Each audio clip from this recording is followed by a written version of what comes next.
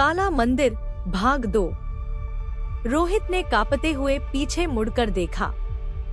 वहां कोई नहीं था, लेकिन वह एहसास इतना वास्तविक था कि उसके रोंगटे खड़े हो गए।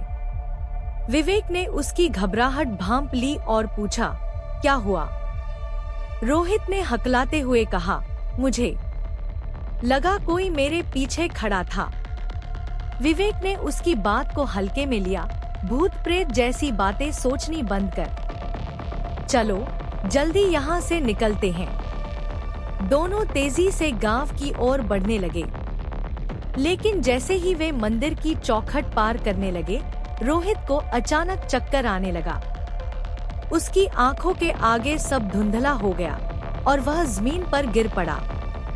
विवेक घबरा गया। रोहित, रोहित, उठ यार!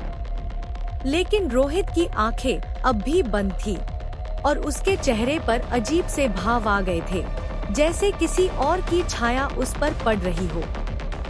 कुछ ही पलों में रोहित ने अपनी आंखें खोली, लेकिन उसकी आंखों की चमक अलग थी, जैसे वो कोई और बन चुका हो। वह बिना पलक झपकाए विवेक को घूरने लगा।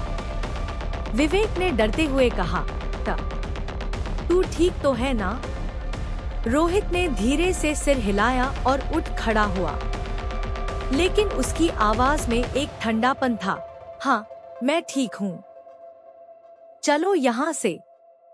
विवेक को कुछ अजीब लगा, लेकिन उसने ज्यादा ध्यान नहीं दिया और दोनों गांव की ओर बढ़ गए। गांव में पहुंचते ही दोनों ने देखा कि चारों ओर सन्नाटा था। न कोई इंसान दिख रहा था, न कोई जानवर।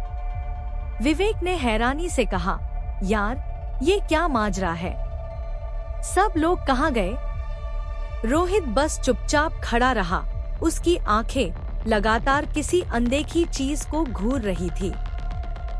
गली के दूसरे छोर से एक बूढ़ा आदमी उनकी तरफ बढ़ने लगा।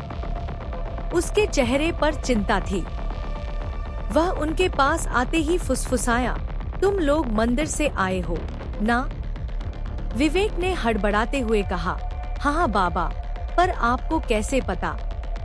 बूढ़े आदमी ने एक लंबी सांस ली और धीरे से कहा, क्योंकि जो वहाँ जाता है वो कभी वैसा वापस नहीं आता, और जो तुम्हारे साथ है वो रोहित नहीं है। अगला भाग जल्द। एल अगर आपको हमारी स्टोरी अच्छी लगी हो तो नेक्स्ट पार्ट के लिए हमारे चैनल को सब्सक्राइब करें और बेल आइकन दबाएं। हम आपके लिए मजेदार स्टोरी लाते रहेंगे। धन्यवाद।